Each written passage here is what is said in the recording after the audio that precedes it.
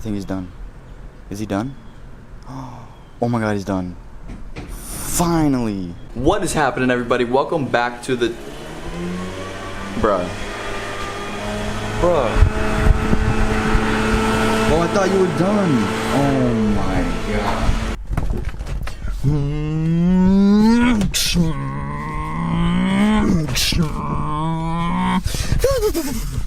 What's going on, guys? It's your buddy Aaron, and I cannot wait to drive this freaking car. Welcome back to the channel, guys. I appreciate you guys being super patient because I haven't had a video in like a week, over a week actually. Like, got my head buried in this DoubleASupply stuff. I've been working super hard. Some nights I'm not even sleeping because I'm just trying to put everything together when it comes to the products and the legal part and the website, and it's just a lot going on that I'm trying to get done before I go back to work, because once I go back to work, that's like 50 hours a week that is out of my life right there. But obviously it's gonna help in the long run with funding the business as well as the G35 build. So gotta go back to work. No, but I've been doing things here and there with the G35, so I just wanted to make a video real quick, give you guys an update on what's going on with the car right now, pretty much where we're at in our plans and what we're gonna do with the G35. And yeah, I got some really exciting stuff that I'm gonna be revealing to you in this video, so stay tuned, drop a like, and if you guys are new to the channel, make sure you hit that subscribe button because we got a lot more good G35 content coming. It's slow, it's steady, but it's gonna be picking up real quick soon. So I'm just chilling in the car right now. A couple of things that we did switch over. I did switch over the steering wheel from the other car because the leather is a lot nicer. It's a little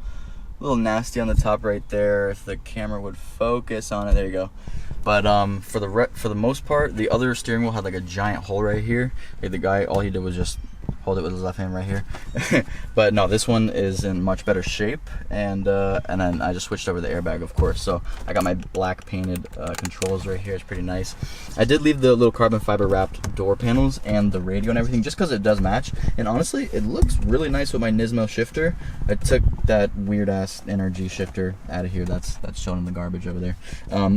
Yeah, so I put in the nice one right here. Not really a big fan of the shift boot because of the trimming. I mean, it kind of matches, kind of goes, but I'm gonna change the shift boot as well as probably this whole trim right here because it sticks up. The wrap is kind of nasty, and when I took it all out, it's kind of like it's not together, so that's why it doesn't sit down the way it should. But other than that, like, the interior's coming around really nice. I do have I need to change this out because that's cracked right there. But yeah, that's pretty much it for the inside. Oh yeah, I also had to switch over some pedals. I got the driver's side pedal I gotta do now because that one's kind of black.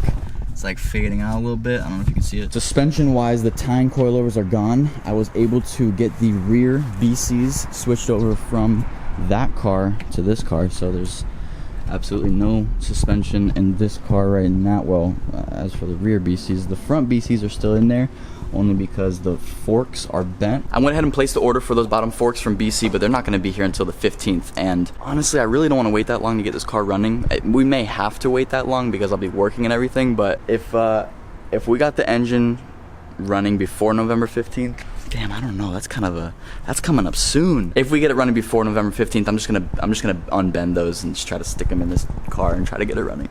But we may be working on this engine a little bit longer than that because things never go the way you want them to go, especially once we're in there and we see if there's other parts that we need that we're gonna have to order.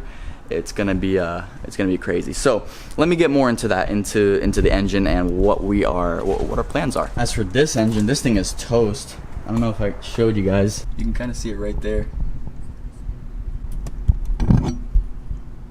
It's kind of hard to see it, but there's a huge hole in that block. Like, I can put my whole arm through that hole. So anyway, so I'm pretty much parting this thing out. If anyone is local here in South Florida, you guys need valve covers or fuel rails, injectors, anything pretty much off of this, you guys are welcome. Hit me up, DM me, Instagram, DoubleAG35, let me know. So this car is just kind of chilling on the little ramps right here because it has no front suspension. Just kind of either waiting on the BC, or if I can't wait and I got this thing all ready by then we're just gonna unbend those, swap them over real quick, and see how it feels. It's gonna you know, maybe drive like shit because it'll be all bent, but we'll fix it up eventually. It'll just be like to see if it's fun, you know? So the first thing I really wanted to do with this engine was do a compression test on it. Unfortunately, I can't do a compression test on it because the upper oil pan is busted pretty much where the stock oil cooler connects. And so there's threading that's in there that's broken, and a bunch of metal pieces may be inside the engine. It's probably not anywhere where it's gonna be, where it's gonna hurt it, but I don't want to do a compression test because that involves removing the fuel fuse, removing the spark fuse, and trying to turn over the car with a starter, and then reading the compression of each cylinder to see if you got good compression. If you do, then pretty much your pistons, they're okay. Your pistons, the piston rings, the lower block is okay. So what I wanted to do instead was a leak down test. So we're just gonna remove the engine. I wanted to do it while it was still in here, but Jesse told me that if I do that, I still have to move the crank so that everything is so all the pistons are at top dead center, so that I can read if it's leaking any air. The leak down test is kind of like a compression test, but it's more of a on paper test. It'll tell you if the cylinders are holding air, and it'll pretty much tell you where the air is leaking from. So if it's leaking from exhaust, if it's leaking from head gasket, stuff like that. I'm just trying to explain it in the best way that I know it, because I still don't fully understand it. Like I said, I'm learning as I'm going. I'm not a mechanic, so if you guys want to talk shit, go ahead, let me know. I'm trying to learn a thing or two. In order to do a leak down test, you're gonna have to get a compressor, and in order to pull a motor, you're gonna need the shop crane. So your boy went over to Harbor Freight, picked up a nice 2-ton shop crane because they didn't have a 1-ton, and I'm probably gonna return it anyway. Also went ahead and picked up a engine stand so that we can work on the engine while it's in the garage, obviously. Not gonna hold it in my hands. This thing is freaking huge, dude. I love it. I honestly have no idea how I'm gonna, I know I'm gonna be able to get this around the car somehow, pull the motor, but I don't know how we're gonna be able to get the motor back and around here. I might have to throw the suspension in that car, move it out the way, and I still don't even know because there's grass there. I might have to build like a plywood floor to roll this. Bruh. If you guys thought you saw me struggling before, you're gonna really see me struggle pulling this freaking motor. No, but seriously, it's kind of like a organized chaos in here. And I say organized because I know where everything is, and I literally just put everything where it should be at, but it's still a freaking mess in here. I got the carpet. If you live in South Florida, you guys want a carpet, I still have it. I still got rear seats and some interior, some door trim. I got the headliner. I'm keeping my exhaust, and just some upper and lower dash pieces, stuff like that. But this is the nice little baby that I wanted to show you guys. Got a nice little McGraw 20-gallon 135 psi air compressor. This thing is pretty much going to take us to the next level on the channel, just because we can now buy air tools. I can now spray the car if I want in my own house. It's going to be loud and annoying. That's going to be really fun. No, but it's going to unlock a lot of nice tools for us to use, and it's also going to help us perform that leak down test, because we got to shoot air into the pistons and see what's good. The first thing I need to prepare for is pretty much pulling the motor. We want to pull it out. We want to tear it down. We want to see the state that it's in, because at first I was thinking about, once we have it out, we're already going to be doing this, we may as well do this, and we're already going to be doing this, we may as well do this, then this, then this. So it kind of got to the point to where I ordered a bunch of parts, and I now have this loaded up with all of the parts for the engine when it comes to, you know what, let me just show you guys. Actually, I want to give a shout out to Static Martin on the Static Garage channel, because they gave me the idea to do this. They have a G35 with a lot of the similar mods actually, and kind of similar body kit too. The thing is sick. Gave me the idea because I kind of wanted to go E85 in this new build, in this engine. So obviously we're gonna have to change the fuel pump, the injectors, and get it tuned. So what they did was they went with the GTR injectors, the 550cc Nissan. Oh, I have to buy new coils now. So they went with the Nissan GTR injectors, and so did I. Went ahead and picked them up. I got a pretty good deal on them. Somebody didn't need them, so they're selling them. So yeah, OEM Denso GTR injectors, baby, 550cc. So this is the cylinder leak detector kit that we're gonna use to check out cylinders when it's out. This is my little clock I gotta switch over. My little gas pedal that's nice in aluminum. And this is that upper glove box I gotta switch over. This right here is our tune. Definitely gonna want that. I got a nice little software on there. So I did order from Z1 the aluminum crankshaft pulley. I got this mainly because mine's damaged, obviously. I need a new one anyway. But I got it because it's really light, and I was really excited to put it in just to add some more horsepower. But my tuner, Renan, over at Leonardo Auto Performance, he knows a lot about these VQ engines. He's built a lot himself, NA for high horsepower and also for boost. So he has a lot of experience with it. What he was telling me was to go with the ATI crankshaft pulley because it's a dampener crankshaft pulley. So the dampening pulley, it's a little bit more expensive, but it's gonna be worth it in the long run because it will pretty much save all the vibrations that that the crank suffers over torque spike. It's gonna be worth it in the long run. So unfortunately, I'm gonna be sending this beautiful piece back. Look at that. Oh shit. Ooh. Ooh. Got the boys out here. This is the what is that? Oh, that's the front main seal. I'm gonna need that. Yeah, let me put that over here. Yeah. Unfortunately, we'll have that nice Z11, but the ATI one is aluminum as well, so it might be a little bit more lightweight, but it's definitely gonna save us a lot of troubles in the future. And it's made for high RPM, so you already know. This is a nice little box of goodies of all of our seals and everything. I got the valve cover, spark plug tube seals. We got the rear main seal in that box. I got the thermostat. I got all the exhaust gaskets if I need it. I've been sitting on this. I've been sleeping on this for a long time. This is actually the differential bushing. We'll eventually get to that when we're messing around with the differential. I actually need to order more stuff for that diff to keep it nice and straight, like the bracket and everything. But we got our sensors. We got our crank and camshaft sensors. Oil filter, just the basic stuff that we need to get the whole engine nice and resealed. Then we got the new upper oil pan. It's actually not new, it's actually used, pulled off of an 06. And I wanted to give a huge shout out to Cloys. Oh my gosh, they came in so clutch, Cloys. You guys are the freaking best. So I reached out to them because I hear that they make one of the best precision timing kits out there, like the best timing replacement kits for your car. Pretty much, they make a bunch of different kits, but specifically in my case for the VQ35DE. I reached out to them. I was like, hey guys, I have a YouTube channel. If you guys can hook it up for me, just give me a good price, you know, I'll make a nice video for you guys, and we'll and yeah. And they were like, okay, here you go, here's a timing kit, and they just went ahead and sent it out to me. So they just gave me a nice little timing kit. So huge shout out to the boys over at Cloys. Timing kit includes everything that we will be needing, including the main chain, the two other chains, the guides, all the tensioners, and all the brackets that we need in order to get the job done. We also have new sprockets. What? I didn't even see that in there. I saw this one, but dang, we even got the upper sprockets. That's literally everything you need. Guides, tensioners, chains, sprockets, brackets. That's it.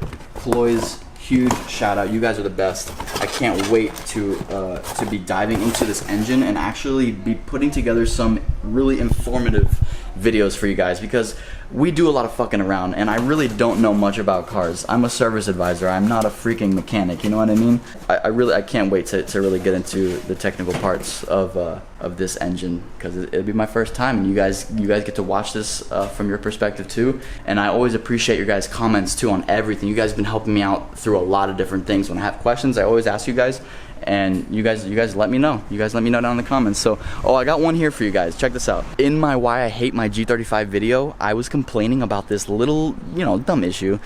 Pretty much the whole video was about dumb issues, but this one was pretty funny, because in the video I pretended like my neck was getting cut off from the seatbelt, but it literally cuts the crap out of my neck right here. I have to put a little soft cushion on it to save me from my fucking head getting cut off. Man, this seatbelt is killing me. Fuck. What the f? Oh, as you guys can see, the reason why I was complaining is because I had a 2006 and a 2007 G35, and it never had this nice little bracket that will move the seatbelt like out of your way if you want it lower, so it doesn't cut your neck open. You know what I mean?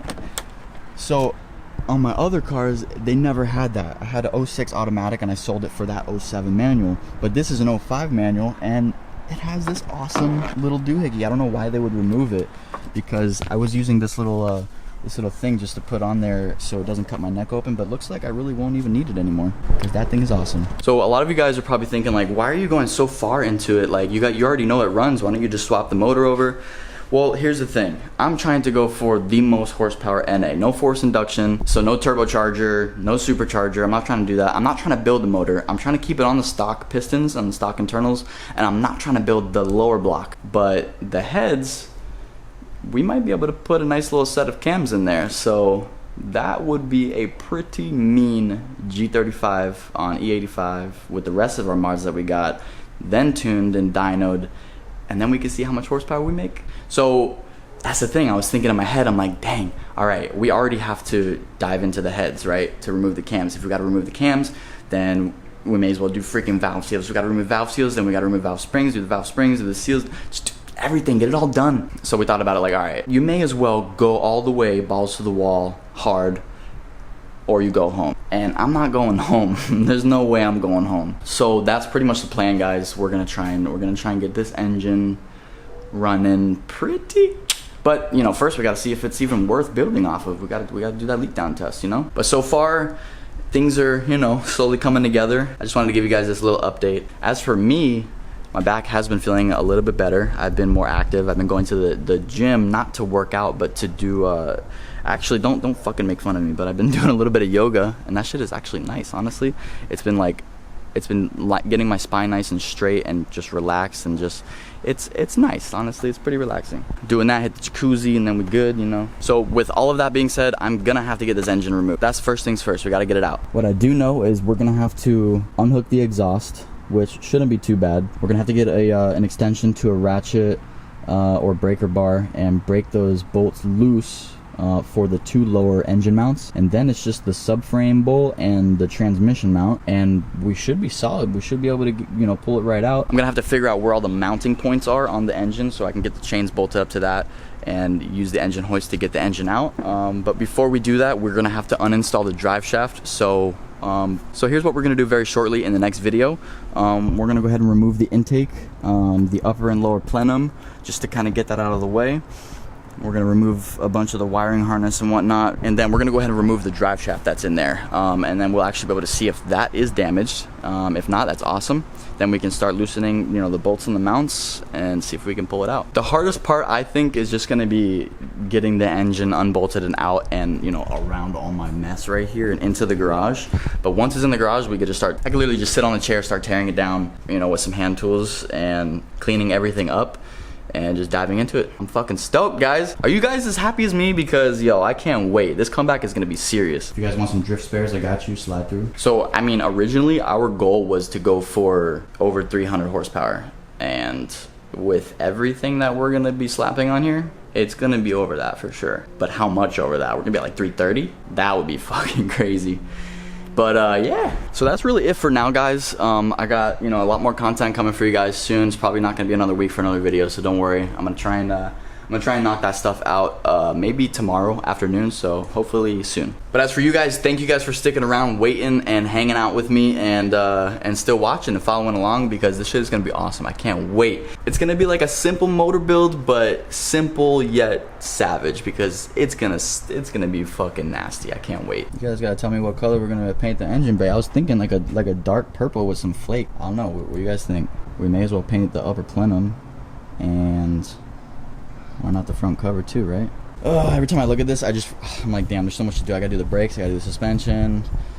Ay. That compressor is gonna allow us to easily spray the engine bay. That'll be nice. It's just a matter of getting it scuffed up, sanded down, cleaned up. You know, all the drivers suck here in Florida, but it's kind of beautiful. If you guys don't have a double din in your G35, you guys need to get one. This thing is pretty sick. You guys, I still have my cluster from the other car, by the way, if you want it. If you guys are trying to buy it from me. 117,000 mile cluster. It's in good shape too. I got it inside. But yeah, guys, once again, just still working super hard on this company stuff, so I'm gonna keep you guys updated, let you guys know what's going on. But you guys are gonna like the apparel. I'm gonna try and come out with some hoodies soon, so that you guys can have some nice little G hoodies. I got some jet tags, I got some air fresheners, and I got some stickers.